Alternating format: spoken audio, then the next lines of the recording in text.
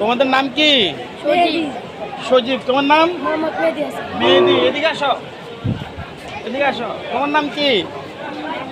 রমজান।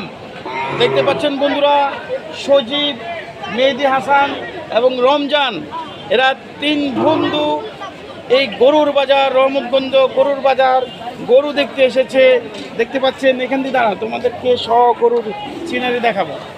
এই যে বড় বড় এই গরুগুলো তারা রহমতগঞ্জের বাজারে দেখতে এসেছে এবং তারা দীর্ঘক্ষণ ঘুরে ঘুরে গরু দেখছে, খুবই আনন্দ পাচ্ছে তারা। তারা তোমাদের বাসা কি এখানদের আশেপাশে?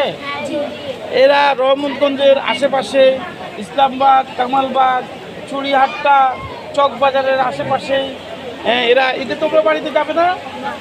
বাড়িতে যাবে না, তোমাদের ফ্যামিলি মা বাবা সহ ঢাকাতেই থাকবে। ঢাকাতেই থাকবে।